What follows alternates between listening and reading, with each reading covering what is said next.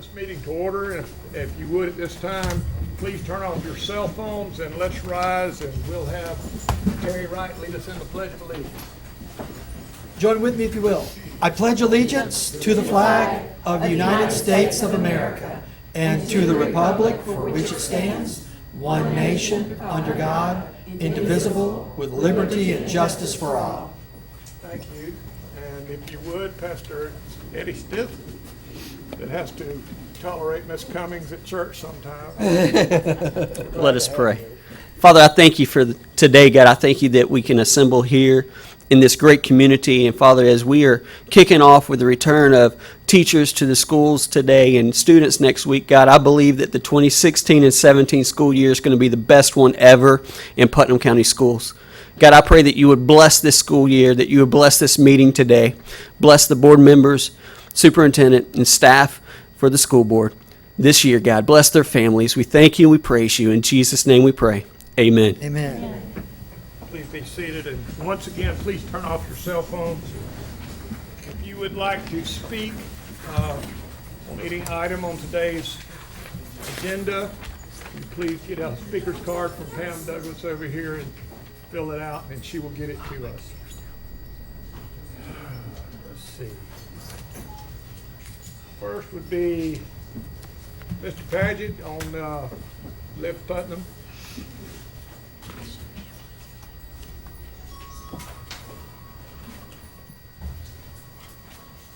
Good afternoon, Good afternoon. and for the record, Mr. Wright, it's Jim Paget, 1622 County Road 308, Crescent City.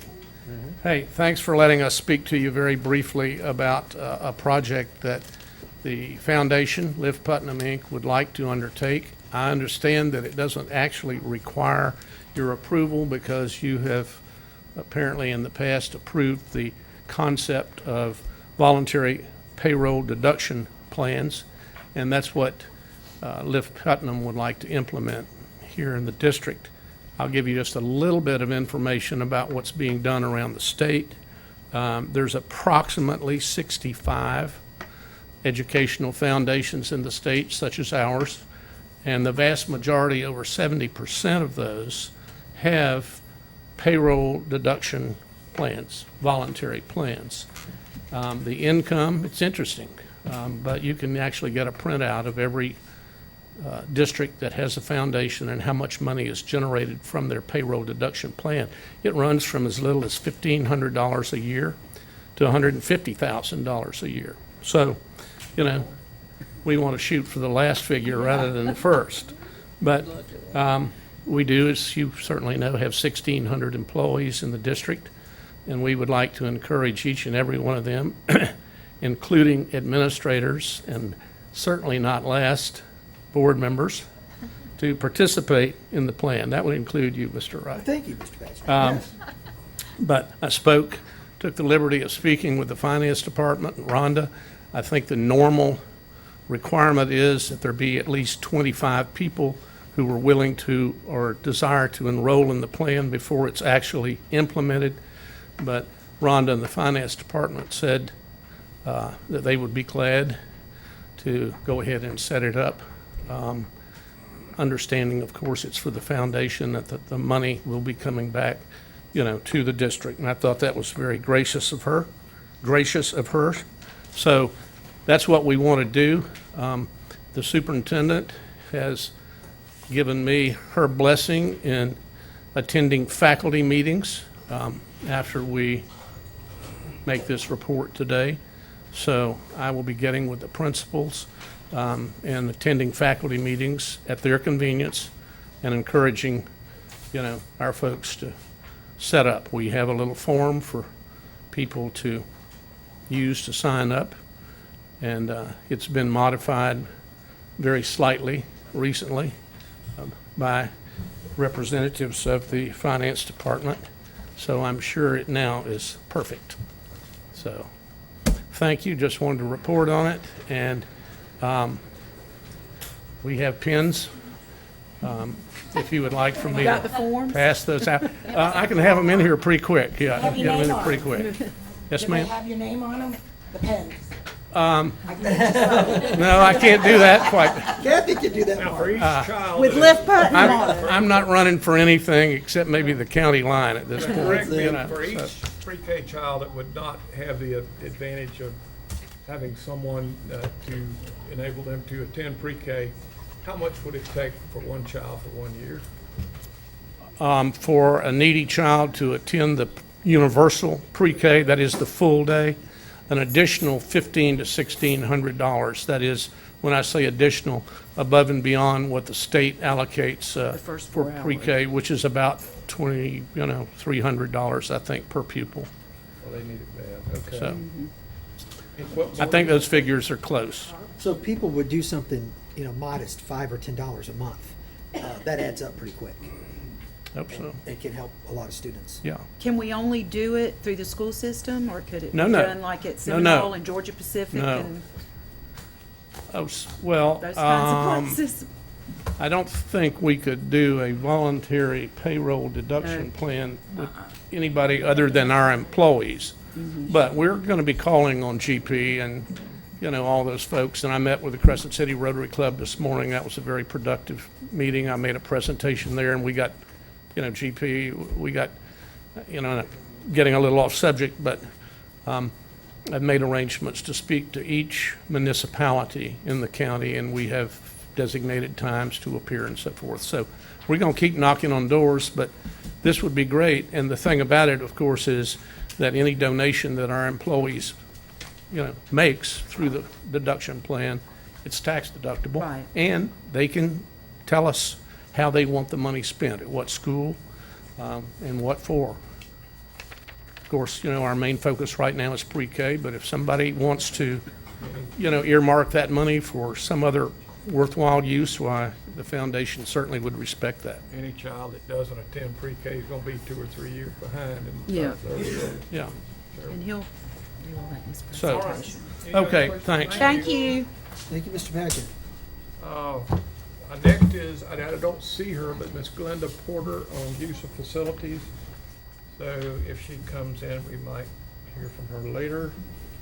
Moving on to public comments. If you are interested in commenting, I've mentioned earlier, see Miss Douglas, fill out a card. We take them as they come in, 1, 2, 3. So at this time, you will have, correct me if I'm wrong, Kathy, but 3 minutes to state their topic. That, I believe, is what is in our policy. 3 minutes. I don't know that I know how to work this clock. Do you want to keep up with the time for me? Sure, Okay. I'd be happy to. Sharon will do it. Okay. Thanks. Yeah, I Oh, forgot she good. can do it. Okay. All right, number 1, band help. Miss Wanda, would you like to come up, please? You're right. Do you?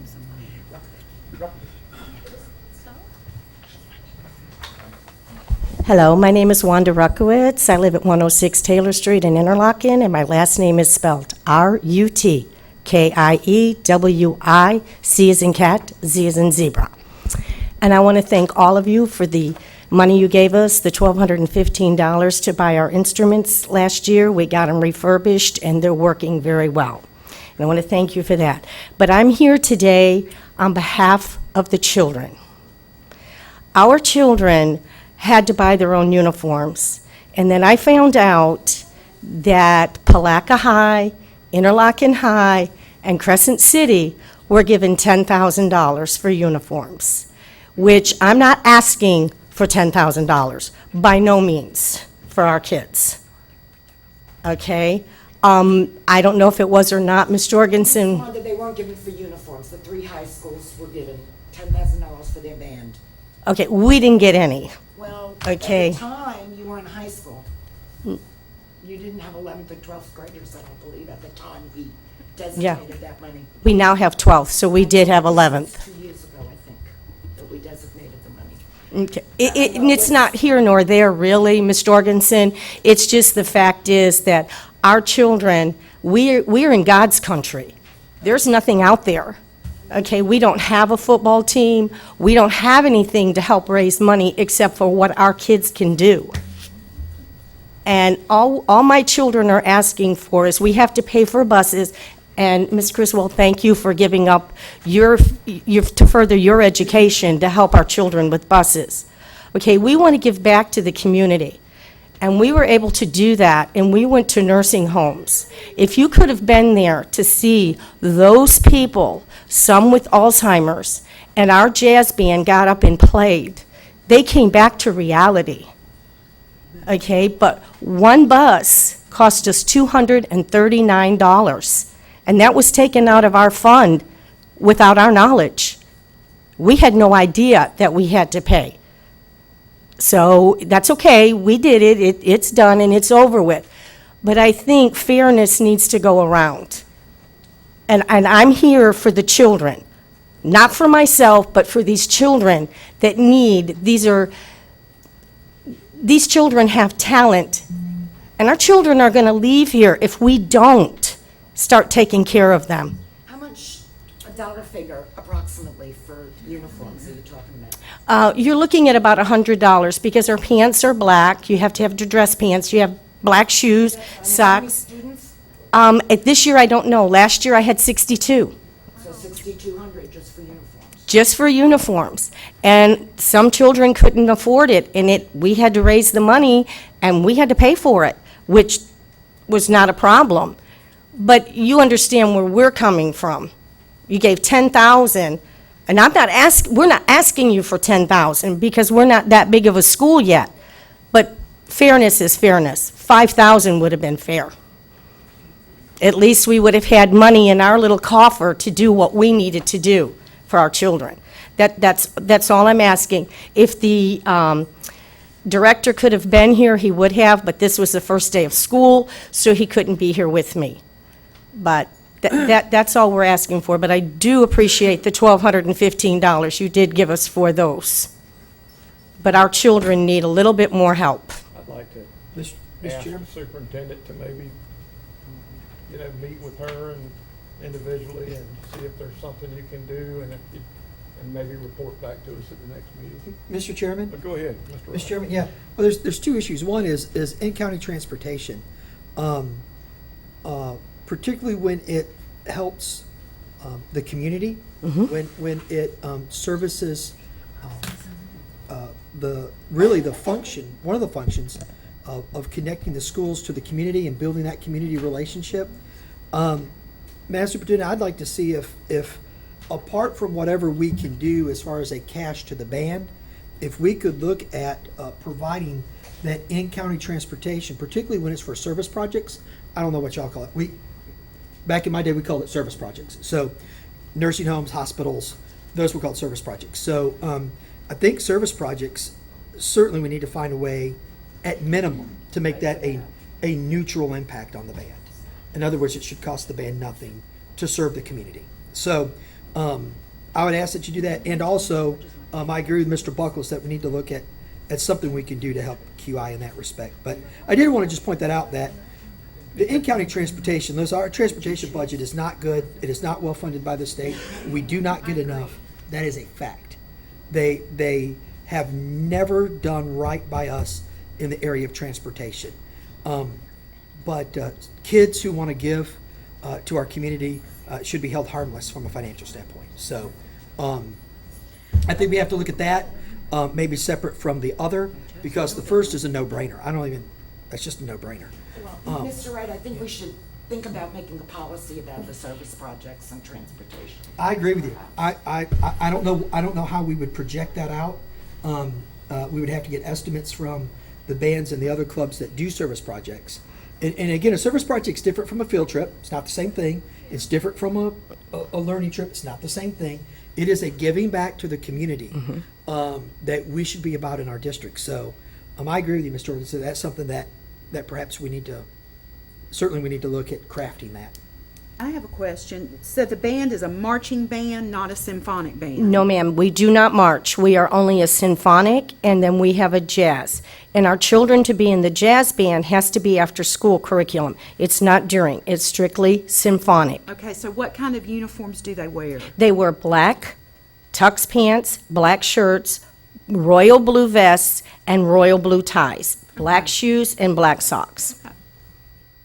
which is we tried to keep it to a minimum because the parents had to pay for everything. Well, for someone who had a mother stricken with Alzheimer's, and I spent a lot of time at Palaca Healthcare watching patients have student productions put on at various times of the year. It matters. I can't say enough for what you guys have done, and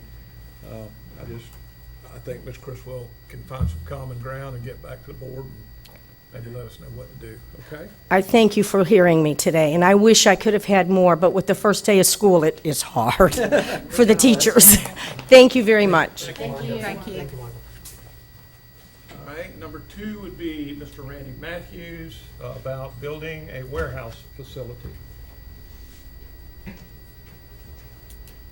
Mr. Randy. Hello.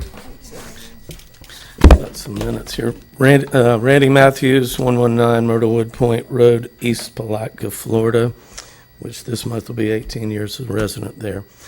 I am not here for any personal, political, or financial agenda whatsoever.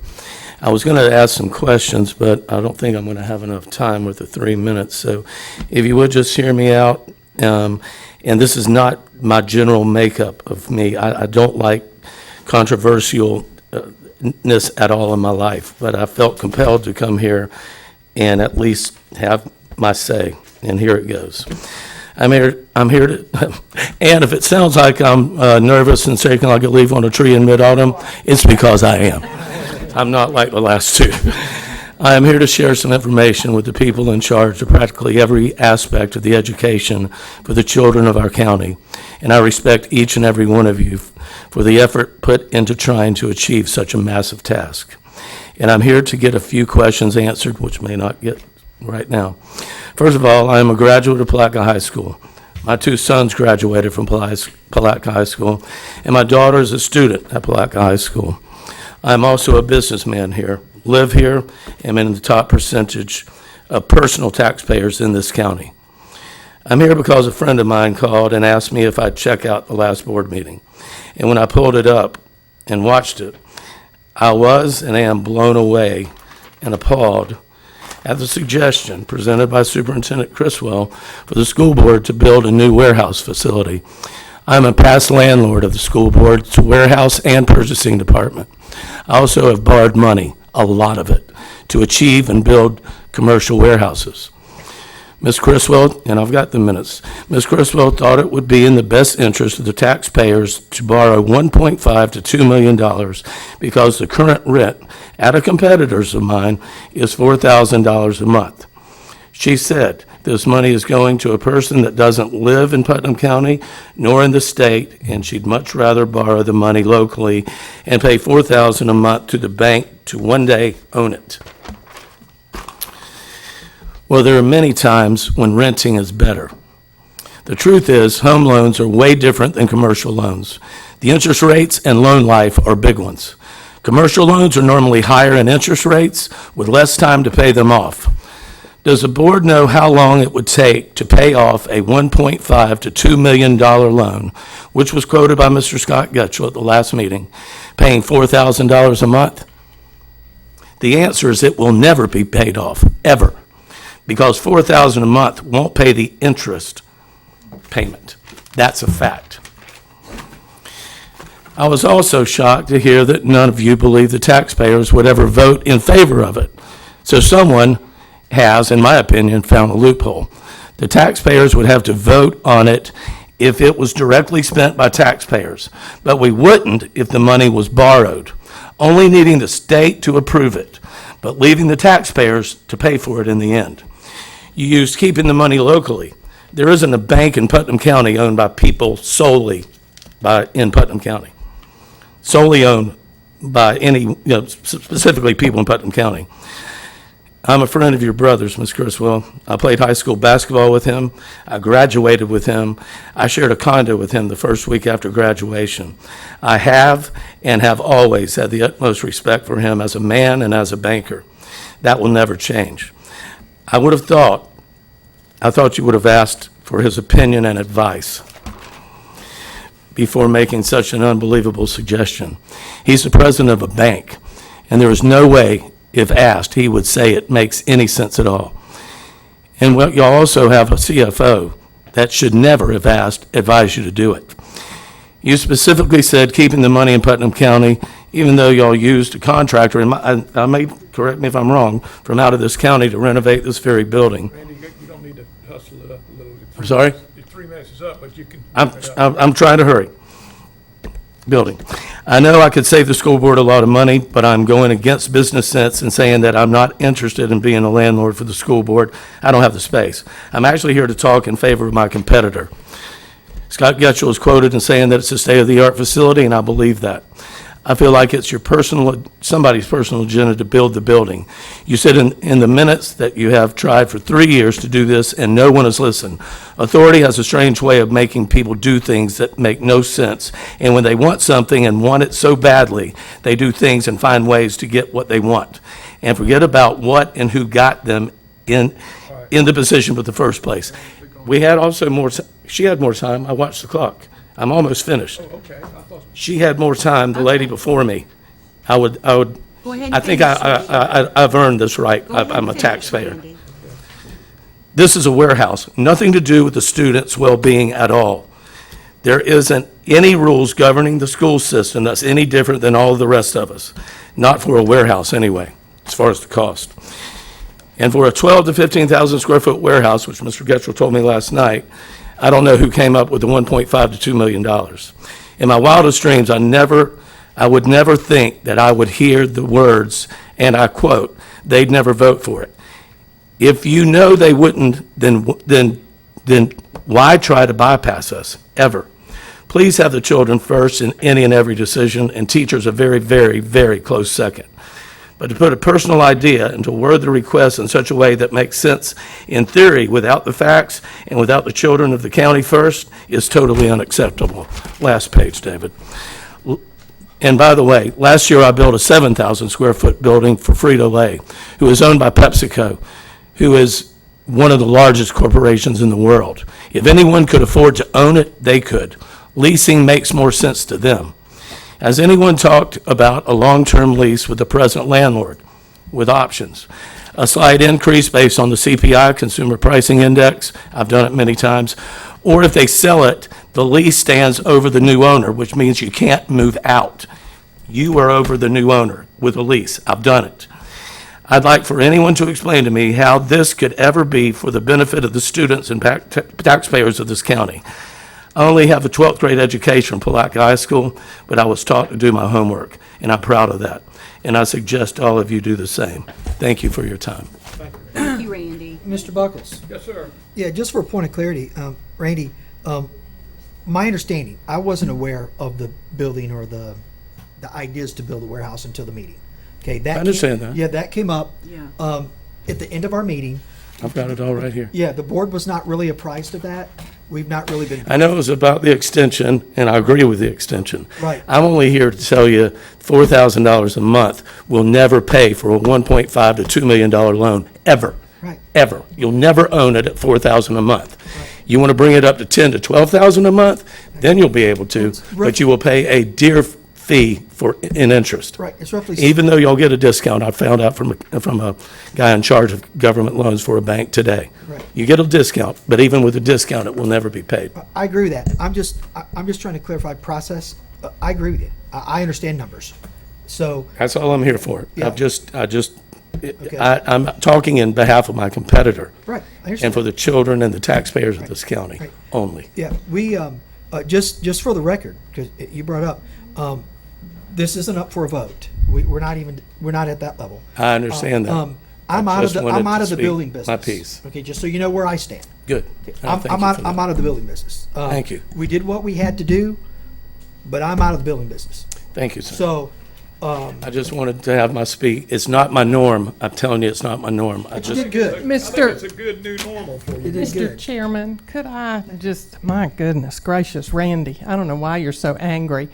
I'm not It angry, was a ma'am. simple conversation, and let me just say, yes, you went to school with my brother, I went to school and graduated with yours, and Yes, just ma'am. like you, I raised my two daughters here, and they graduated summa cum laude, both of them from Palatka High School. I'm very proud of them. I grew up here, graduated here too. Love this community. We had a simple conversation. There were no plans. You don't seem to understand. I can't talk to them as a group except do here. understand that, ma'am. Except here. I understand And the that. problem with that is when we have a simple conversation, there's a perception that's created, and you all don't live here every day and do the business we do every I day, so understand you that, don't too. understand the background. I do And so a understand simple business and loans. conversation- I do understand that. That's Okay. the only thing in my And- wheelhouse. And that's why I have a chief financial officer and also people in finance who take care of those things. My Which- area is not finance. I understand. I that. had a simple conversation about, to me, it was common sense. This isn't something anybody had looked at. I didn't bring it to them. This And is it- never coming to a vote. And I I'm never here to said say we that had it is- plans. It isn't common sense, is all I'm saying. Well, That's all I'm here for. and I I've got disagree. the minutes, I've read them over and over. But when you spend $4,000 a month for rent, to Correct. me, that's crazy because that's going to be forever. And to me, it would be much better sense to own your own building on your own property. I mean, Well, it just and makes that's- better and sense. that's And we're what I'm not going to saying. continue PepsiCo this because our Corporation time is. doesn't agree with it, Randy, I'm and not I going to don't. argue with you. Have to. You've made your point, Okay, and I that's think all- we need that's all to I wanted move to do. on. Thank I you think very you much. totally misunderstood the whole conversation, Got other but fine. speakers. Thank you, Mr. Matthews. All right, moving on, Allegra Kitchens. Do you want to wait? Okay, you want to wait till it's agenda. How about the rest? How about the rest of those people? I had Pam Pellissier-Garris and, sorry, Pam, I said that. You want to go now, or would you rather wait? Come on.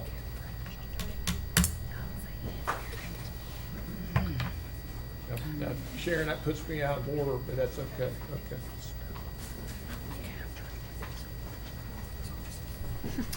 Good afternoon, ladies and gentlemen of the board. My name is Pam Garris, Garris. I read the directions, so I'm going to spell my name. And I reside at 2220 South Central Avenue in Flagler Beach. I'm a proud native of the city of Palatka and the legal representative of Pauline Rideout Pellissier, homeowner of 603 Emmett Street in the South Historic District of Palatka. Palatka is a city of many treasures. Some people see them and appreciate them. Others do not. These treasures or old buildings are what make Palatka the historic, unique city that it is. As usage of these treasures change over time, we must be extremely careful as we pass them on to another caretaker and preserver of these invaluable resources. If they are damaged or misused, there is no Palatka. Although the purchase price of the Campbell Building does not reflect its true monetary value, it is a treasure. We must not be too quick to dismiss it as just a piece of property to be cleared from the books without a real understanding of what it will be purposed for in the future. Proposals by developers can change and morph over time until we scarcely recognize what the perceived plan was in the beginning.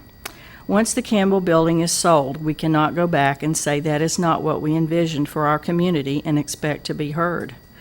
Do we really understand the different levels and types of assisted living? Most people envision a very upscale community of elderly adults who are still mentally capable and physically self-sufficient to a large degree, who are well taken care of and supervised. My personal experience is that many facilities are called assisted living, where the clients can be severely mentally impaired and not be able to come and go in the community with a desirable level of discretion. Those private communities seek to properly monitor those under their care and do not allow them to venture out into the community alone where they might come in harm's way. Those of us who have lived in and frequented Palatka for the last 25 years or so remember a facility in Palatka that was purposed to serve the most vulnerable of our society, but was grossly negligent. I am referring to the Arlington House, which became so problematic that it had to be closed after too many years of suffering on the part of the clients. The information on the proposed facility to be housed in a refurbished Campbell Building has not been transparent. I know my first assumption was that it would be an ALF of the highest standards in the core of our historic city and not another Arlington House in reality. How can we be sure that the building will be used for the purpose that we perceive? We cannot. If the building is to be sold, please sign a contract for sale with provisions that ensure the city of Palatka is actually getting a wonderful addition to the community. Let us not condone a facility which houses the most vulnerable amongst us in an inappropriate environment in the core of a busy, dangerous crossroads of the city and commercial area. I plead for your further study of the details of the usage of this property in the core of the city, a city which has so much potential for commercial growth and which can rise to the vibrant community it once was. A large number of homeowners in the South Historic District are financially supporting a movement to seek legal counsel in this matter if need be. I am requesting today, as per Florida Statute 119 regarding public records, that all correspondence, contracts, documents, and emails pertaining to this transaction be made available to our neighborhood members. I do not represent the whole South Historic District. I will make that clear. There are certain people that have really strong feelings about this, and they have offered their financial support. Please do not make your decision hastily, and thank you for your time and service to the community, to the county. Thank you. Pam. Thank you. All right, Allegra, do you want to speak now? Yes, I'm sorry. Well, come on. I'm used to you doing that to me. Allegra Kitchens, ALLEGRAKITCHENS, 1027 South 12th Street, Palatka, Florida. I am opposed to you selling the Campbell Building. I think the highest and best use would be to retain it as an educational facility of some type. And I understand you have to get it out of your name at some point, but if you donated it to the city of Palatka and earmarked it to be a business incubator, it's the perfect location. It's already set up with as offices, and we desperately need a business incubator. Vice Mayor Brown has been trying to get one in the city for God knows how many years, and we still don't have one, or donated as a museum. That would benefit the public. I don't think, even if you sign a contract, you can't guarantee what's going to go there. The plans for this building have changed 3 times, and there's no contract right now that I've ever heard of that's been signed. It was going to be condos and apartments, now it's assisted living. As far as the tax question, I think that's moot. It's never been on the tax roll. 87 years ago, it opened as a school. It's never been on the tax roll, so to say put it back on the tax roll never has been. And as far as taxes go, the city is lowering their millage, so it's not going to help the city. This county and/or the school board's talking about abating the taxes, so that's not going to help. So I don't think it's going to help in taxes in any way, shape, or form. And as far as assisted living, senior living, or residential, I don't think anybody has thought about Rotary Field, which is next door, and they have ball games all year long. There's parking, there's noise, there's lights, and the first thing that's going to happen is the residents are going to start complaining, just like happened in K. Larkin Apartments when the city let them build the apartments by K. Larkin Airport. And ever since they were built there, the citizens have complained about the airplanes going overhead when they knew they were there in the first place. So I think, and the $350,000 plus the $75,000 donation, I don't think, given your general budget, I don't think that's just a drop in the bucket. And the building's appraised by the property appraiser at $1,115,000. So basically, you'd be giving away a building, just like the city of Palatka gave away the high-rise block that they paid $3 million for. So I highly urge you to not sell the building, or at least not to this person. Sell it to a nonprofit or something and let it be used for the purpose with which it was built. Honor the building and honor the memory of the man it was named for, and let it continue as an educational building. Thank you. Thanks, Allegra. Thank you, Allegra. Okay, we'll move on to the consent agenda. Board members, do you have any items that you would like to pull? I do. All right, let's start pulling. I'd like to pull H1 and H2. Now, I would like to say I-2 and I-3 have already been pulled. You mean they're not being voted on? They're not going to be, Let's see, so I-2, oh, okay. that's right. Oh, they're pulling being pulled to speak to it. for discussion. And you said H1 and H2. H1, H2. H1, H2. That was the line. F1. F1, F1, Ms. Crawford, all right. That one's Miss Cummings. Ms. Cummings, I meant, I'm sorry. Mr. Wright, No, sir, I think that covers it. Jorgensen, E1, I'm sorry, I didn't hear you, Kathy. E1, E1, okay, G1, G1, and I1. I-1. And then the ones Jane said in blue. Okay. Okay. All right, well- Mr. Chairman, Yes, sir. I move that we accept the consent agenda minus E1, F1, G1, H1 and 2, and I1, 2, and 3. All right, we have a motion to accept the Second. consent agenda. We have a second from Ms. Cummings. Any discussion? All in favor, vote aye. Aye. Chair votes aye. All right, let's pull, first one I think was E1. Yes, that's me. I just don't understand if First Coast Technical Institute, Scott, you probably need some help here, and I'm sorry, but I get questioned by the public, and I don't understand. All right, we're just leasing the building to First Coast for $1 a Correct. year for 20 years. Yes, ma'am. And now that's St. John's School District. Correct. But is this our money we're spending? No, ma'am. And we're going back to the original $600,000 that they got. There's another $1.5 million. It First came Coast- down, First Coast Technical got $600,000 out of the governor's budget. Right. That was for them, for the renovations at that facility.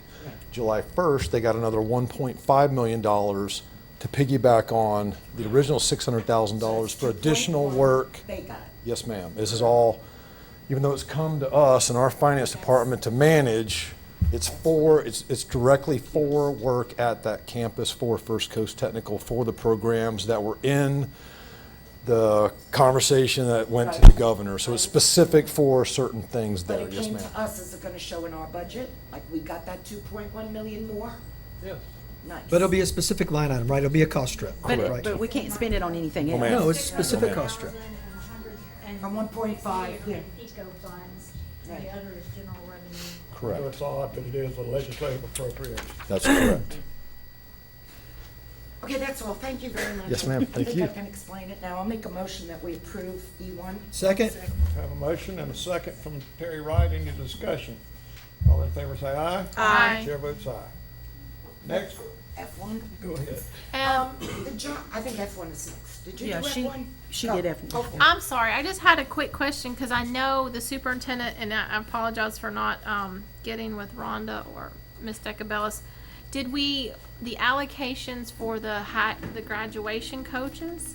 I didn't see them listed. Emails back and forth with Deborah Buckles and with Laura and with Tanya. Okay, They were under the assumption, even in an email yesterday, that it was going to be Title I.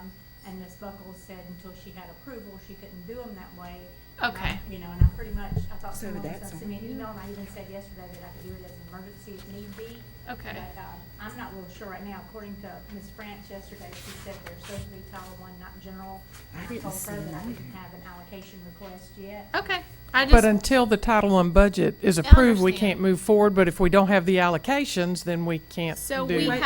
we have, one graduation coach who's employed and in position and working. Well, So- she's currently in a position that was unfilled so that we could start using her. That also is paid out of Title I. Gotcha.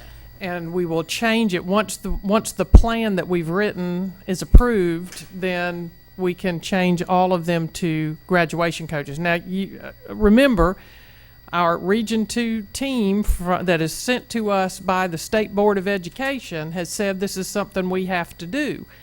And Yeah, but they're not I paying didn't- for it. I was gonna say, I didn't think If there's we- any well. yes, because it is the plan to improve our see that. graduation I do too. I rates wanna tell I'd them. like that to they see have that. presented to the state board. And so we are trying to work with them to do what we're supposed to do. That's Mr. Green that came and But did- we won't do them. They understand that we will not spend district money on this. If we get Title I dollars approved in the plan, Okay. then we will move forward. Otherwise, we can't. That's just the bottom Exactly. line. So we're not taking any money out of our. Not for general- graduation coaches, no. Well, if you hire them now and we start paying for them, you do. We Right, we and only I'm we concerned were about only that. asking for the allocation, so when it's approved, we can move forward. And I We- have no we problem no with adding plans to those hire now. allocations today if that's the board's prerogative. Just tell me to add them here and I will. No. Or it can come to the absolutely not. I mean, next after board getting meeting, the ever how y'all budget want to do it. And 300,000 less in taxes that Right. we're paying, absolutely not. I mean, I don't see how it's possible, but if it's coming out of Title I, then. Well, the budget's going to be tough this year, and I got an Yeah. email today or late yesterday afternoon, I believe, that we're going to now need 5 math coaches. So that's another hurdle we're all going to have to And then- jump through. And they told me not to bring that as an emergency item today, to bring it to the next This board is meeting. But Mr.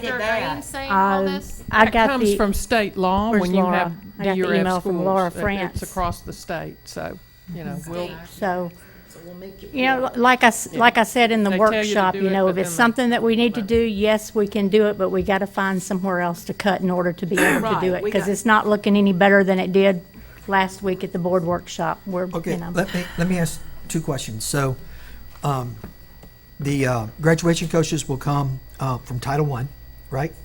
that's the plan if That's they the get it plan. Deborah, approved. can you come up here, please? And I'm the sorry. math coaches will come from, I'm assuming math coaches would be general fund, but I'm not sure. Laura, Hey. would they have to be general fund? That's part of our I'd rather not say. I understand. We got the list, I told you possibly 5, we got the list today, it's actually 4. The list at 3 o'clock this afternoon. And your question to me? I'm sorry. When will we know Title I monies? Probably not until October. I am, as of today, receiving the first edits as it goes through the process, and so this will be the first round of edits, and then it will move to the next, and I don't know how many places there are up there it goes through, usually 2 to 3 at least. And so these are due next Friday, a week from this Friday, and so then it goes to the next hurdle. So it typically, since I've been at Title I, it's been sometime end of September, early October. Okay, question 2. Yes, sir. If we were, this is hypothetical, if we were to put these 3 graduation coaches on, I mean, we have 1, but obviously we all agreed 3 is a minimum number. We need more than that, but that would be a minimum number. And we started paying them out of general fund. Could we recoup that money if Title I money comes in? That's, Rhonda, I guess, would do a chargeback. We could certainly do a chargeback, and I think she currently has a 25% release of funds now. They always do that so you can start the year, because if we had to wait on the total grant. I do.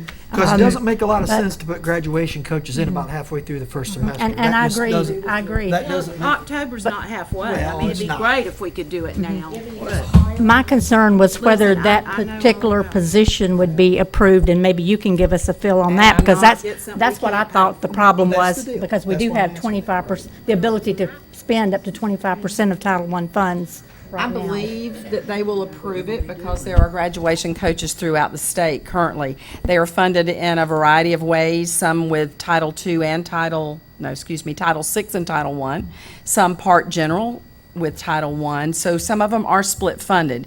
I am seeking to fund them solely through Title I. tell me what Title VI is again. Oh, golly, where's Helen? Helen? I don't have them all memorized.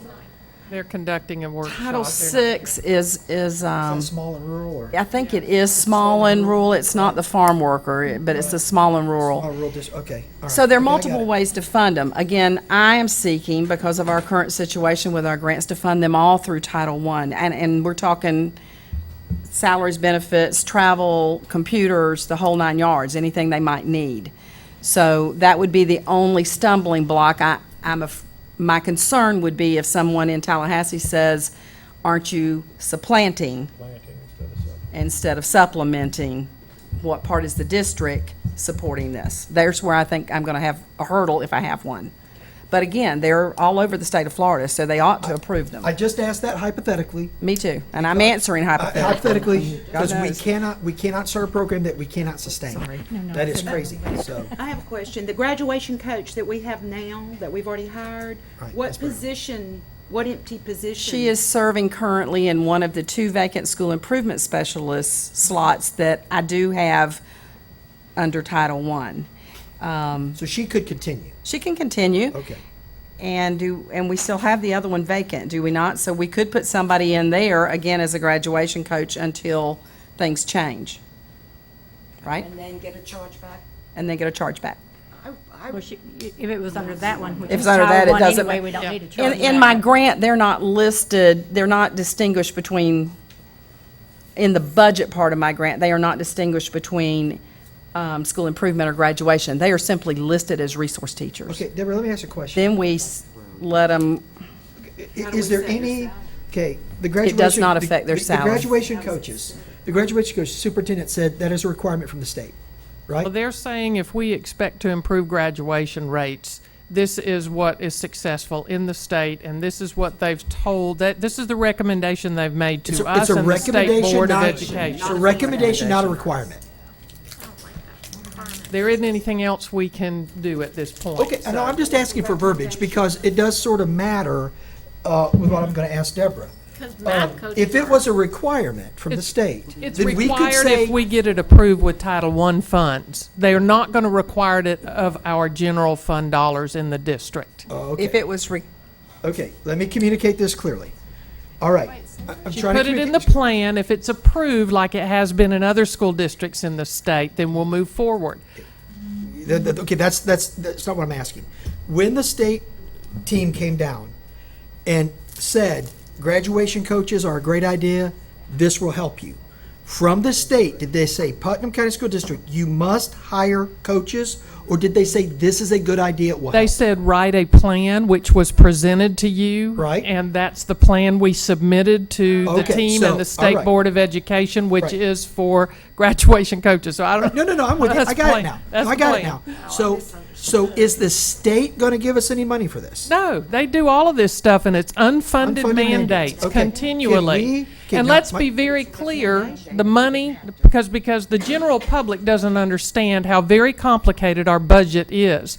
The money we have spent on things that are of concern today or have been in the past is capital outlay dollars. It's totally separate. We can't spend it on kids, on kids. Right, yeah, we It's get that, right. construction, renovation, purchase of This property, has those nothing to do kinds with of this things. discussion. Yes, it does, because people sit in the audience and wonder why we don't take the money that they think we're spending elsewhere, and why are we not spending it on kids? Okay, Because it's not in the category to spend on instruction. Right, And this is that needs against the to be law. made clear. Right, it's Yes. against the law, right, Yes. okay.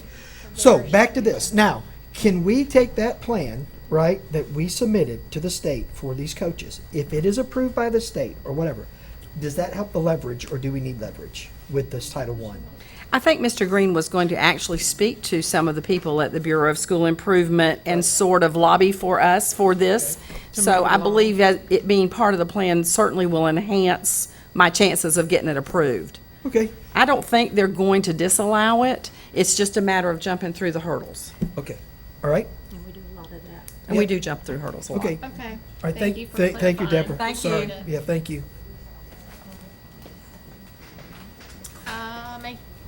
Oh. You ready? I make a motion to approve item F1. A second? Oh, Go ahead. no, Jane, all in favor? All in favor? Aye. Opposed? Good job, Good job, Jane. Have you hit it? Yes, you got, no, you don't have Passes? to. Okay, now we're at G1, Mr. Chair. We're at G1. Okay, G1. That's me. Right, me. We have a new job description for mechanic. And again, I'm not in education, but boy, the errors, the typographical and grammatical and punctuation errors drive me crazy. So I Me will too. make a recommendation I'll make a motion to approve it, but with Correction. corrections. And Yes, there's ma'am. nothing substantive, it's just all, Okay, thank you. okay. I have a motion on the floor. Second. I got a motion from Ms. Jorgensen, a second from Ms. Cummings. All in favor, say aye. Aye. Chair votes aye. Thank you. All right, next. I hope Me. somebody wrote H1 and that down. 2. Right, me. One. H1? H1 and H2, we can do them at the same time. All right. Renee? We have to vote on them separately, I think. Oh, okay. Well, the questions apply to both of them, so we can then just, All right, the first one would be dual enrollment articulation. Right. St. John's. Good afternoon. In reading through the dual enrollment articulation with St. John's. Yes, ma'am. I have a couple of questions. The first thing I just want to point out, on page 4 of 12, it states that this agreement, it says the St. Johns County District, and it needs to say the Putnam County District. Yes, ma'am. I So, had that marked on mine also. please make that note. We are not St. Johns County. And then, moving on to, wait. Page 9. Number 13, responsibility of costs. Yes, ma'am. I know that in the beginning of all this, the college paid for everything. Now we're paying for everything. Do you, and I know that I didn't let you know I was going to ask you this ahead of time, but off the top of your head, how much did we pay approximately last year for our dual enrollment students? Seems like Does it was anybody- 60. Y'all can get me that later. And that's not just, it's not only tuition, it's textbooks as well. Yes, we also pay for textbooks. Right. We do not pay for the high school site courses that we teach on the high school site, but we do pay for the class sets of textbooks. So, 100,000 budgeted this year, so that's gonna be really close to what we spent. Okay, 100,000. yes, ma'am. Somewhere, Well- and that includes tuition and textbooks. Yes. With that $100,000. Okay. So, I mean, I want to say it was well over 70-something that we spent this past current year with Okay. textbooks, and because textbooks did change. But we also pay Santa Fe, too. So it's not just to St. John's, it's Right, also because we Santa have some Fe. interlocking kids Yes, ma'am, going. I do have some interlocking students that attend at Santa Fe. Okay, on page 10, under instructional materials, talking about class sets of textbooks, in light of, we've had some emails and some letters and a presentation about class sets of textbooks, they're not sufficient for dual enrollment students. It says they each have to have their own textbooks. It Okay. says We have. class set does not suffice. Well, we only have one, okay, at the high schools, like we have, at Crescent City High School, we have a science class. She gets a class set of books. She has one section. That class set of books goes to those students. So she has like 18 students in her class, and we purchase usually 20 to 22. That makes sense. So each student takes that textbook home and signs it out. Dual enrollment students get their own textbook, and we sign them out and they bring them back. We have book rooms at each high school. But the teachers that teach the on-site classes have those class sets for the sections that they need. If a teacher is teaching 2 sections of college success, for example, this year we're going to have 2 sections, we will purchase 2 class sets of college success books. And each So kid will get a book. Yes, ma'am. Okay, so we purchase the books that St. John's River State College tells us to purchase. Yes. Okay. Okay, that's We all I... use their book list of what those instructors are asking to use and what they have done in their departments. Okay. I make a motion that H... No, I have some. Oh, I'm sorry. About H1? It's always fun. That felt good. Good. Glad I got sisters. Okay, page 1. It says that this should be a committee.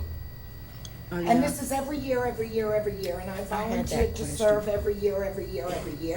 And on the last page, it says this committee shall come back and report to the school board. When do they once meet? a year, which we've never had a report from this committee that I don't think exists. It's named on here, and this isn't your responsibility, Renee. I really don't know whose it is, because every year I bring it up. This is the college's articulation agreement that they send to us, and it's basically the same. Were there any changes this year? 2 of us. I mean, No, there really ma'am. weren't Yeah, any 'cause I changes, would- but No, I'd they, like to they volunteer should, for it they should be myself. putting that committee together. So I guess Renee and I can talk to, Dr.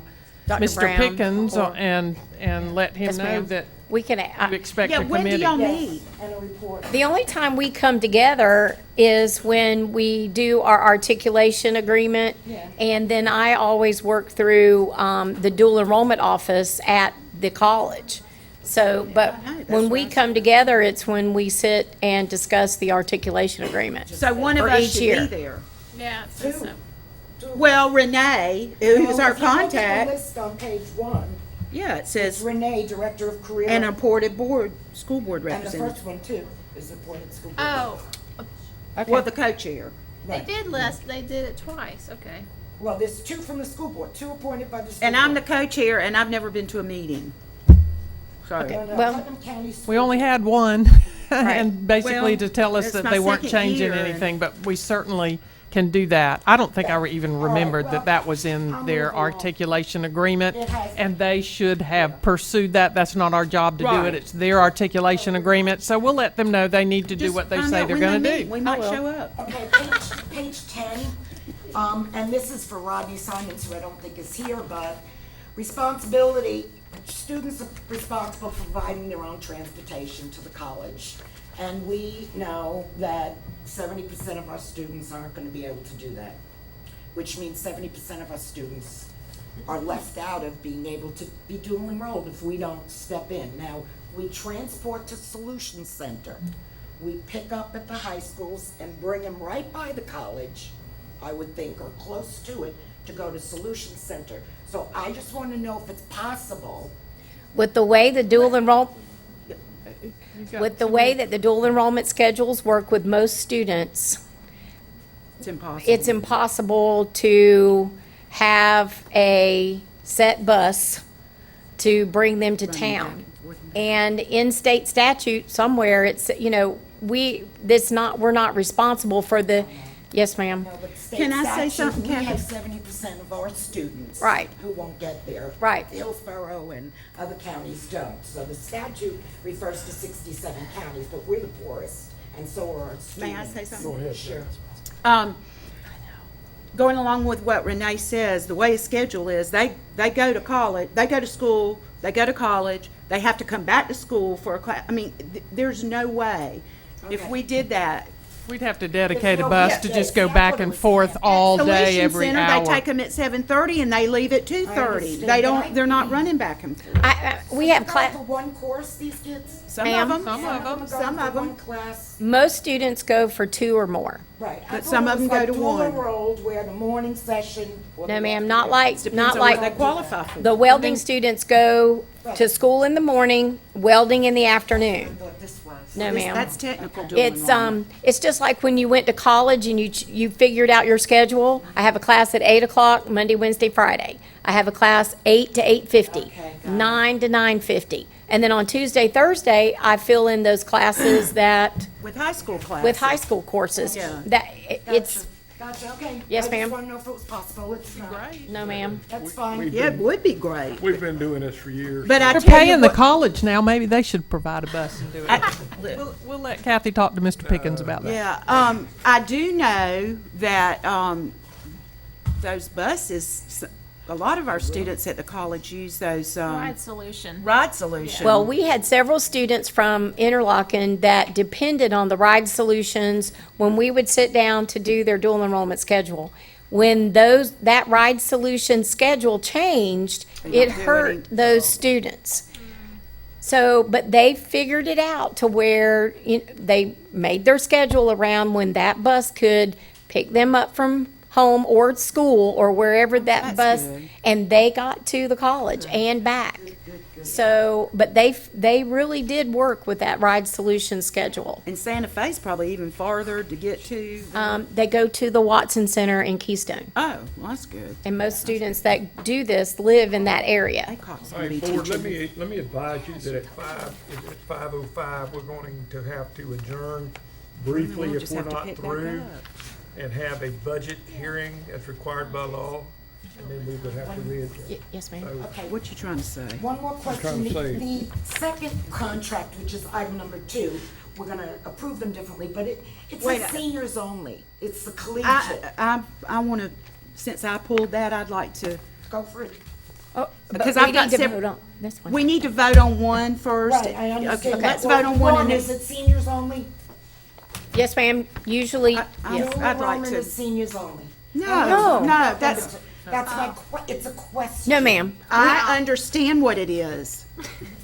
It's a question for number one. I'm not on two, I'm on one. Oh, dual enrollment, no. No, You can it's dual not. enroll for juniors and seniors. And some 10th graders. We have 10th graders. Thank you. Okay. We have 10th grade students that take College Success on site at the high school sites. Yes, ma'am. And then during their summer, they can take classes at the college. Before junior year. Yes, ma'am. That's great, thank you. Yes, they can take 2 classes during the summer. Okay, so now, are we ready to vote on, okay, I make a motion that we approve H1 with the correction from St. Johns County to Putnam County. Yes, ma'am. I will make sure that gets Second. changed. Got a motion and a second. Any discussion? All in favor say aye. Aye. Votes aye. Next. Okay, I have the same question Kathy has, I think, too, about the collegiate high school. Starting on page 1 of 6, it does say, and it may be I'm just reading it incorrectly, but it says collegiate high school is an option for public high school seniors to earn 30 credits. Well, of course, there's no possible way that you can earn 30 credits in your senior year. So is this the way this articulation is written for just this year because only seniors are going to be involved in collegiate high school this year? And then next year, when President Pickens opens up his collegiate high school, then it'll start with freshmen? It is my understanding. That's right. How we do the collegiate high school, how we have done the collegiate high school, because it's been in law for the last several years, we utilize this with our early admission students. And they are seniors that are dual enrolled for 4 classes. And if they have, it's usually up to 13 credit hours. If they take a science that has a lab, so that's 12 credits plus the 1 credit of lab, which gives them 13 credit hours. That's a full-time student at the college. So we have utilized the collegiate high school in the manner of the students being early admission students. That met the letter of the law. Yes, ma'am. And that's just for the Cape Industrial? No, that's it's for career, For AA. vocational, and for the AS degree as well as the AA degree. All right. Okay, so, For academic as well as career. so not only does it say it in number 2 on page 2, it says it in number 3 on page 3. So it's not just this year only, it's just for seniors. Collegiate high school. Yes, the way that it's written here, yes. But if they do the collegiate high school in the manner that they have started doing it in Clay County, they're going to start with freshmen. Right, and then. Yes, ma'am. But this is just for those seniors and how we have utilized it with the early admissions program. So for this year only, there's no difference between dual enrollment, early admission, and collegiate high school? No, Right, really. okay, okay. I'm assuming. So, This is the same we've been doing, right? Yes, ma'am, it is. right, but it's 2 separate Right, I articulation see agreements. that. Right. I see that, yeah. When the collegiate high school came down, they started doing the 2 separate, It's 2 separate. so that we can show, and that's where we have done it through the early admissions program Okay. with our So- students. We can probably expect to see a different agreement next year. Not necessarily, but you could. Okay, that's all. I just wanted to Okay. verify that. Yes. So, I make a motion that we approve H2. Second? Have a motion from Ms. Crawford and a second from Ms. Cummings. Any discussion? All in favor, say aye. Aye. Aye. Chair votes aye. All right. Any more? That's I-1. I-1. There's 2 things that concern me. One, it says that we have to provide insurance. That Remedy is a temporary agency, kind of like Kelly Services, I assume. Yes? Yes, we hire our tutors out of Remedy, yes. Okay. And it says, sorry, Charlie, I gotta take that back. C1, 2, and 3, client acknowledges that Remedy doesn't furnish insurance to cover damage or physical loss. Client agrees to assume, number 2, sole and complete responsibility and hold Remedy harmless for any losses or claims that result from blah, blah, blah. And client 3, client acknowledges that Remedy doesn't maintain errors and omission or professional liability insurance. That's So correct. that concerns me as a board. I would hope that we would have our own insurance to pick up the gap on that. And also, when Mr. Paget was up here, if it said that the agreement would be governed by laws of another state, we already corrected that to Florida, that by statute, the contracts that we enter into. Under M, you're talking about where it Yes, refers I to am. California? Right, it says California, and that Okay. needs to be changed.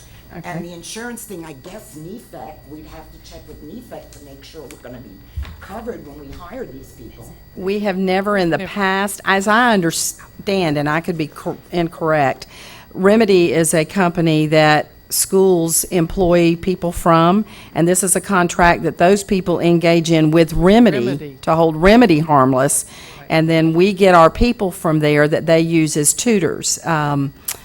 So we never have addressed that, but if it's something you want us to look at, we can certainly go back. I can have Charlie look at the contract, and we can hold off on this one. I mean, this is a blanket letter that would cover any school who wanted to use Remedy and pay for it with Title I. So if you want to hold up on that until Charlie has a chance to really look at this contract and advise us, I'm good with that, too. Thank you. If we could submit it on the next Not a agenda, problem. and then We'll, Charlie look at it first. that's fine. Thank you very No much. problem. Table it. Okay, I make a motion that we table item I1. I1. Second. Second from Ms. Cummings. Any more discussion? All in favor say aye. Aye. All right. And I stayed up here because you were going on to I-2 and 3, I believe? I thought they were pulled. What? To discuss. Oh, for discussion, sorry. And I believe that the issue, if I may, was that the quote that you had, the date had expired. So when, I believe it was Sharon or Pam called my office today, we shot a call off to the company, actually talked with them, and they shot us new contracts that are valid through 8/15/16 for both Jenkins Middle School and Palaca High School, so that if you wanted to, you could proceed with these. This is something we've been using for several years. And Sharon has the new agreements and contracts for signature. Okay, I have a question. Yes, ma'am. It looks like it's new at Jenkins, it's not new at Jenkins?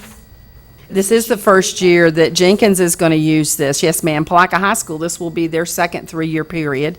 And we have several other schools through the district. CeeLo's adding it. Interlochen High School has used it. Crescent City High School has used it. You know why I'm asking? We have so many different curriculums and different this and this. It's like every meeting we approve something else. Right. Do we have anything in place to show that when Palaca High used it for 3 years, these were the results, to justify us laying out the money again now for Jenkins, when maybe I don't have anything. I can tell you this is something that was brought to the principals from curriculum instruction as something they thought would be very useful and helpful in remediating students who were struggling. It does, I have a pamphlet on it. It offers a lot of different information. What is that we have experience? Achieve 3000 is research-based. The It state. is research-based, and it hits the students where they are in their learning, and it offers them a multitude of different lessons to help catch them up and to accelerate The them. reason we have, Stats on the our wa- students. the Yeah, reason what- we have so many things. I don't. Can we If you get would that? like me Because I to would try like to and see get how that, successful it's been. if you would like me to try and get that, I can do that. And again, Ms. Jorgensen, we do, as you said, we're constantly buying new stuff, but that is the purpose of Title I. We are supplemental. So these are things the principals choose to spend their monies on. But I'll be happy to see if we can come up with something. Sure. It's not going to keep me from And- voting, but I'd Okay. like to see And these are not curriculums. No, these are supplemental. These are supplemental materials to help teach the curriculum. Our curriculum are the state standards. The state tells us what we are to teach and what children are to learn in each grade level in each subject area. And what they purchase, and the reason we have so many is children don't learn the same.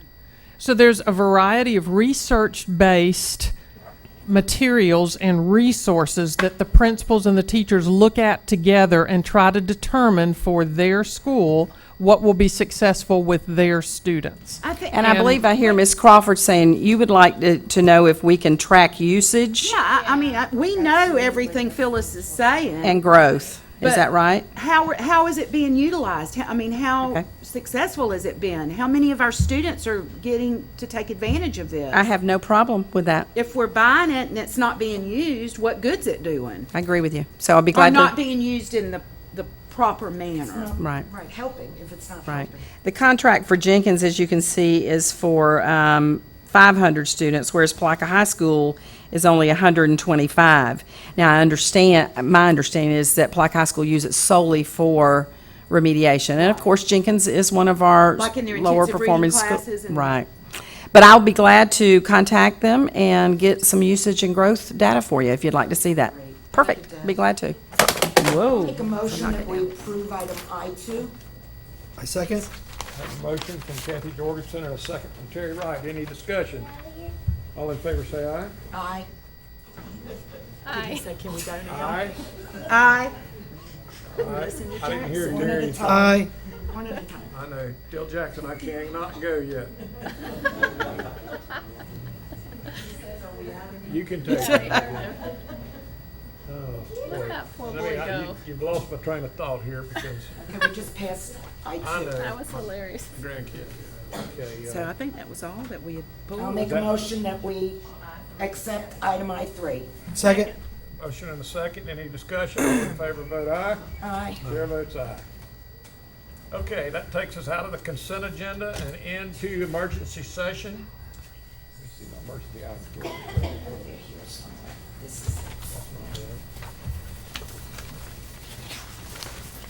I have a bunch of items.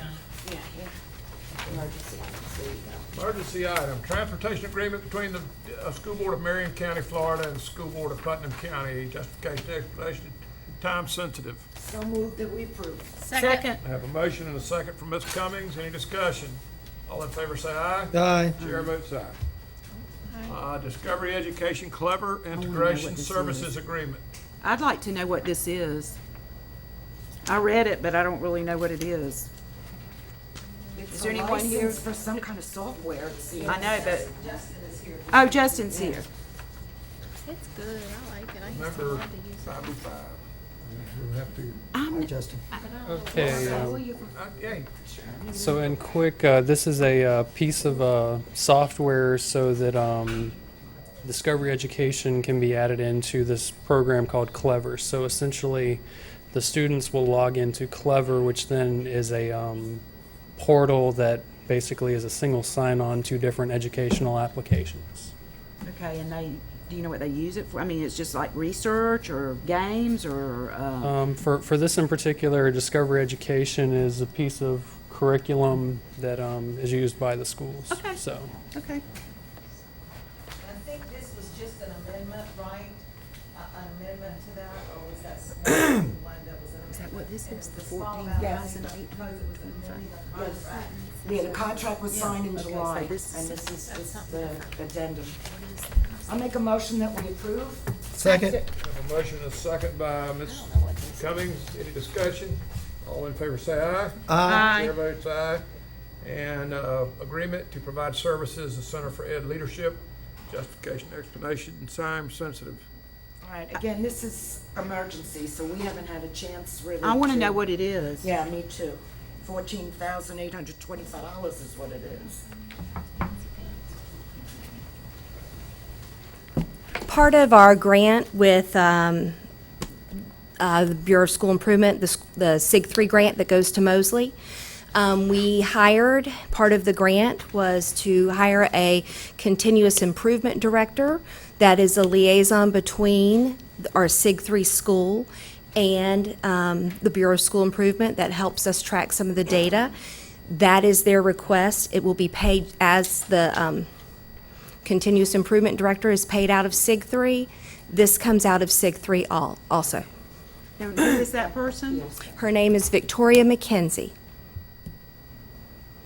Okay. She works with the other continuous improvement directors that have been hired for other districts that have the SIG 3 grants as well. Thank you. You're welcome. I'll make a motion that we approve. Second. Have a motion from Ms. Jorgensen, a second from Ms. Crawford. Any discussion? All in favor say aye. Aye. Chair votes aye. That takes us out of emergency session and into out of emergency session and old business. Seeing no old business, we will move on to new business, and that is the executive, the proposal for the sale of the building that we've heard from speakers about, and I think Mr. Weeks, did you want to speak, or any, Mr. Paget, would you want to come up and say a few words, or do we just? It's not on there to vote. I don't have anything to add, really, other than what's we've reflected in the proposal. Certainly, I'd be glad to answer any questions that you might have. I might like to speak later on, depending on how this discussion goes. But I think more significantly, Mr. Weeks is here, and he certainly would welcome the opportunity to chat with you folks a little bit about the proposal. So with that being said, I'll sit down, and if you'd like to hear from him, I'm sure he wants to chat with you. I remember that we have some more speakers that, we have another speaker that would like to speak, and do you want to go first, or do you want to, Miss Patricia Walker? Yes, I'd like to speak after Mr. Weeks. You'd like to speak after. Mr. Weeks, would you like to come on up?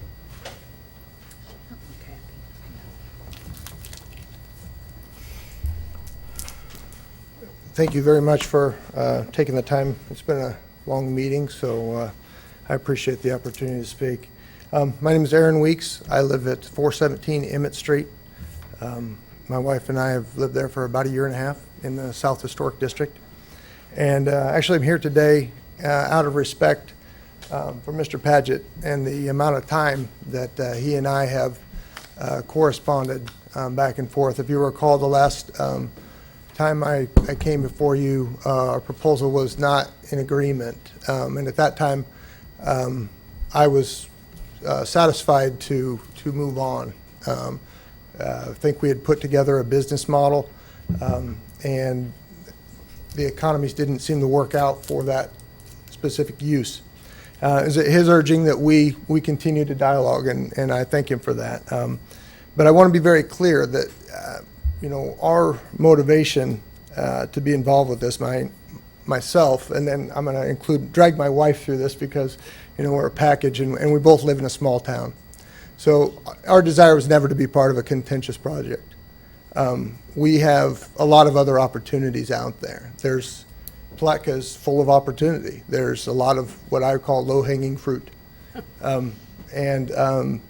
The reason I have been interested in the Campbell Building is because every time I go to Walmart, or if I go out on Krill, I go by there. I live less than 2 blocks from there, and I see it regularly. I see it nearly every time we go out. And so we just asked myself as a citizen, what's the best use for that building? What can be done to improve the community? Maybe I've got an idea. Maybe somebody else has better ideas. I'm not opposed to that. What I am opposed to is maybe a dialogue that supposedly has happened in secret. I mean, Robbie and I have talked, Robbie Carrera, who's in the audience, have talked about this project for months and months about what's the best and highest use, what's economically viable. We've talked, Bob Goodwin and I, another resident, he's here, we've talked at length about what's best for the community. And so I just want to be very clear and go on record and saying I'm a neighbor, not only of that building, but I live in this community. I don't intend to leave. I see other improvements being done in the neighborhood, and that's great. I'm very much pro. I mean, we've got Joe down at 617 Emmett Street, putting in a garage. He's building it today. The trucks were out there. I walked down and talked to him. I mean, part about being a good neighbor is being involved with the community.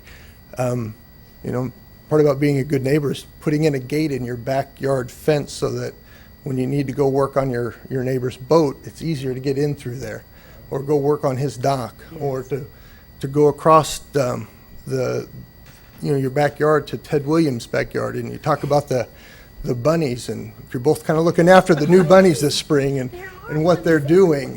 They run around. Maybe some neighbors like them and some don't. That's part of a community. I get it. Or cutting Vito Russo's weeds along the. He's working on that house. He's been working on it for about 3 years. He's there. He's trying. He's helping improve the community. So we're going to help him out. We're going to cut the weeds between. That's what being a good neighbor is. So my motivation is not to force any project down anybody's throat. I want to go on record in saying that. Secondly, the proposal that we have in front of you does not in any way bypass the regular city's approval processes. The South Historic District would still have a say. Allegra made a comment, and I respect Allegra. I know she's put in a lot of time as a commissioner in this community. That once you sell it, you don't know what. Well, this is the contract that we're discussing has a due diligence period of what I am proposing about 180 days. And I know that's a long time, but we want to make sure it's right. I don't want to be the Hampton Inn and start something only to have it finish 4 times longer than the time frame. I don't. My practice has not been to start something I can't finish. It's easy to come up here with words and say that, I understand. But that's why I'm adamant that we have to have a business model that works, and the property has to stand on its own. So a business incubator or something, those are great ideas. The building itself needs approximately $200,000 of improvement before any other use can go in there, regardless of what it is. Appraised value or tax assessed value, that's a tax assessment based on a property that was never on the tax rolls as an office that was a Class A office. I've talked to the tax assessor about it. So my point is,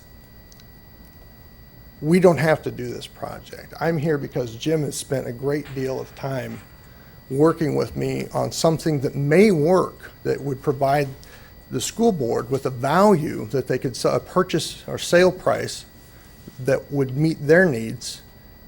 And in our discussions, it was like, well, Jim, I got to be honest with you, the community's not really for a medically assisted. I've talked to Thad Crow, I've talked to Jonathan Griffith, I've talked to people. Maybe that's a harder sell. It's like, well, it is, but a tax base and purchase price actually starts to make sense there. So that was my motivation, okay? So I'm only interested in being a good neighbor. Those are easy words, but I think if you ask my neighbors, they would agree with you. So as far as moving forward, it was actually at Jim's urging that we put that proposal together. I've looked it over. I'm in agreement with most of it. And I would be willing to consider it. I would also be willing to have a dialogue in the open for what's best. I know that there have been other interested buyers. Let's talk. I don't have a captive interest in this. If it's something that works for the community, let's make it work. I'm the neighbor. Aaron, if the proposal does go forward, then it would go to Mr. Douglas to negotiate and to iron out these questions that we've heard today and to work with you. So one of the things I do very much respect Allegra, and she's right. We've heard condos, we've heard apartments, now we've heard this.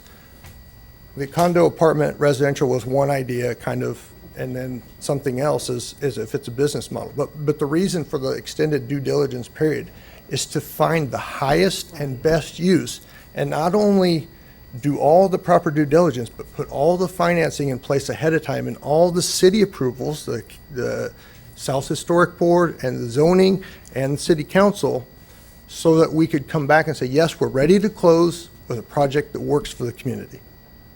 I grew up here, like most of them, and or a bunch of us, and that was a bus garage there for many years where the ball field is. I don't know.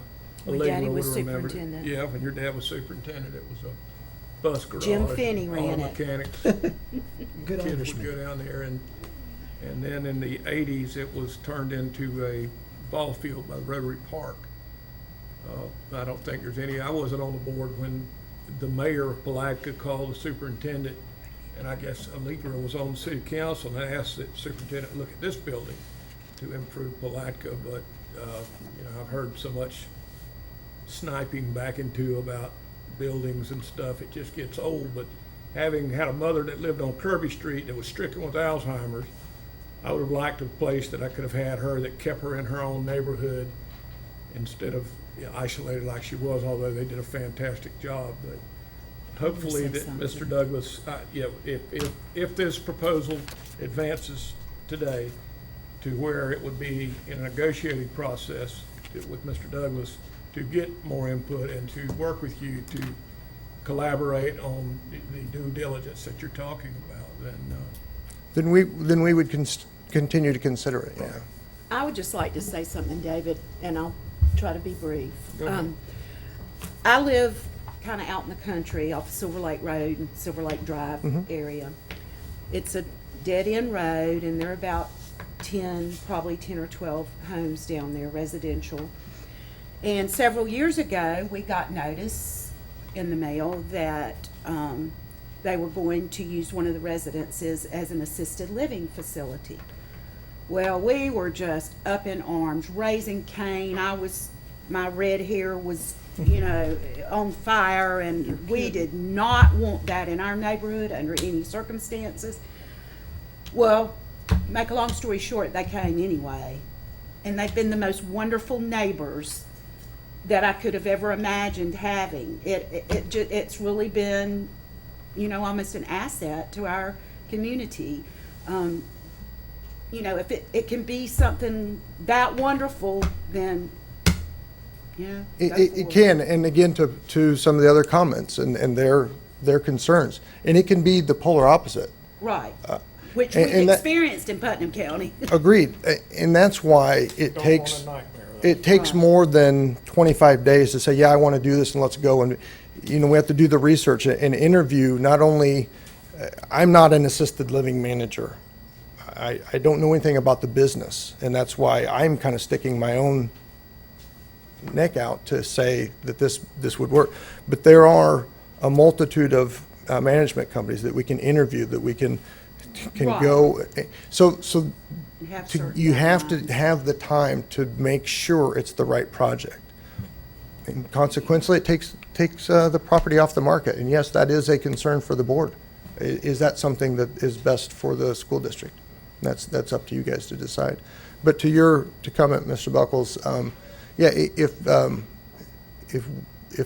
if you guys approved the recommendation that's been provided by Mr. Paget, then we are still we would still consider that. Thank you, Mr. Weeks. Thank you so much. I have a lady that would like to come speak. Mr. Weeks, you do live in Emmett Street? Because Yeah. I saw the address was Boca Raton, so I That's didn't. my corporate address. Oh, okay. I was just checking. I have resided, and our home has been, it's not just a place where we Okay. keep a post office, but our home has been there. You can Okay. come by and meet my dog. He's a good dog. Thank you. Don't let him eat the bunnies. Now, he can only see about 6 feet in front of him, so the bunny knows that now, and he doesn't move, but he smells, anyway. Patricia Walker. I'm pulling would for you the like to dog. come up? Hey, the bunnies are nice.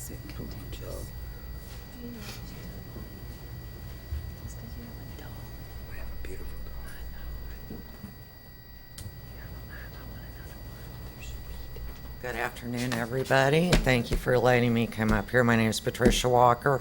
I am the owner of High Cotton Antiques at 224 South 9th Street here in Palatka. This has all just come to my attention, what Mr. Weeks would like to do. There have been changes in the idea for the plans for what he wants to do. Anybody who wants to open an assisted living facility is to be applauded because it is a very tough job and it's a very tough business to run. My biggest concern is he going to do it with private money or with federal money? If it's with federal money, it is mandated by the federal government that there have to be a certain number of units set aside for subsidized. Okay? If that's the case, is that really appropriate for the South Historic District? We have a number of businesses there. Everybody's been working really hard to bring downtown back. We have about 6 new businesses that have opened up in the last month. You know, it would have a huge impact on the downtown area. I know he likes to be a good neighbor. That's wonderful. Doesn't mean all the people who would be living in this building would have the same sentiments that he does and want to be good neighbors. And that is the concern of many of the residents and the businesses in the South Historic District. I have a question for you. Do you know what percentage has to be set aside for subsidized? I am not currently up on that. I was at one time, but right, it used to be 30%. If it Well, makes you and feel it's better, not I a still mental have a health family home facility. on Kirby Street that my daughter's gonna be living in soon, so I don't want anything to happen Yeah. to the community either. Yeah, well, the main thing is just from a business concern. I mean, I am a native of Fort Pierce, Florida, and I have been coming to Palatka off and on most of my life. And I have seen Palatka go up here with wonderful things, and then somebody pulls something stupid, and it ends up back down here again, and then it takes 10 years for it to come back up. Okay, Palatka is on the upswing right now economically. We have a lot of people looking at moving businesses over here. We have a lot of people moving here, buying the homes, fixing them up, and living in them. They're not buying them for rentals, they're buying them for their primary residences. Okay, this is the sort of thing people look to see if it's in the neighborhood or not, and they tend to avoid it. Well, Yeah, it's maybe not. privately owned assisted living is totally different than federally subsidized assisted But living. we're not talking about, Aaron, are you still back there? We're not talking about mental health facility. No, are this we? is not mental health. Yeah. And maybe I should have made it clear at the beginning. I did use the phrase, this project has to stand on its own. There'll be any government, it's all private. Okay, because that's a concern. And that's to be negotiated with the attorney. Right. If we Our put board conditions on the members have- contract, We're David, talking about this an negotiating with the Arlington attorney house. thing doesn't mean anything unless we I put know, but conditions that's in the not what he contract. No, ma'am, Yeah. Ms. Crawford, Huh? it can also be a home, assisted living can also be for the elderly Yeah. and is subsidized. It's not just mental health. Yeah. But that's, So that's what I was addressing. It's anybody, anything that's federally subsidized or has federal grants. There's a but mandate that's that a not certain what he's number. looking at. What he's- But he just said he's not looking at it. No, you didn't seem to understand. I was Right. trying to explain. Yeah. Thank you. Thank Okay. you. So, the other thing is the appropriateness for the neighborhood, because it is a business, a residential neighborhood. We have the park right there. Is it going to change the flavor of the neighborhood? Yeah, and that's a big consideration, because like I said, everybody has worked very hard. We have a lot of new businesses that move into the area. I know we'd like to keep them here. I moved up here because the community's on the upswing. I moved up here from Fort Pierce, and I moved my business up here. So, thank you. Thank you. I grew up right there on members? Oak Street across from the. What is your pleasure? It doesn't seem like there's a motion necessary. We got 2 minutes. Well, it will have to be a motion to accept the proposal to go on to be negotiated by the attorney that is satisfactory to the board. Okay, make a motion, we accept the proposal. With the understanding that there Continue is, negotiations. Right. that there is further negotiation I have a motion by and Mr. discussion. Jorgensen Mr. Weeks. and a second by Ms. Crawford. Any discussion? All in favor say aye. Aye. And the chair votes aye. Okay. David, we I got- want to we gotta clarify, go- that doesn't mean that somebody can't make an offer tomorrow for. Right. That is not the sale of the building. We did No, not I vote mean, to sell the building. there's Right, just, right. I mean, Okay. that's just negotiations, correct? Am I right? This Right. does not, it is still for sale. So Bring it, you can anybody buy that it wants to buy it, I don't. bring the offer. I'm going to buy it and live in it. I'll make it mine. It's on the It's all over billboard. the. We haven't done an MLS. I see the numbers because I live there. I live a block and a half away. I know where you But I live. only see the number up there. I haven't seen it advertised on realtors.com or anywhere else, so that maybe there could be some more. MLS, there could be some Oh, right, more. it's not. I know that. If you're going to continue, you will have to adjourn and come back. We have about 40 seconds. Okay? You need to But gavel us, David. this won't take but a second, David. if y'all want to stay. You need to gavel us into recess. We listed it on the market. We got Yeah. an offer. You gotta gavel us into recess, From yes. nowhere, over a year ago. Yeah. The regular board meeting is in Have a recess. realtor. And we put it on the I'm going to gavel market. us into recess because some have to use the restroom before the state-required budget hearing at 5:05. And- Yeah, and then that's a different, And if you would like to reconvene after that I know, but I just meeting, say, we'll have.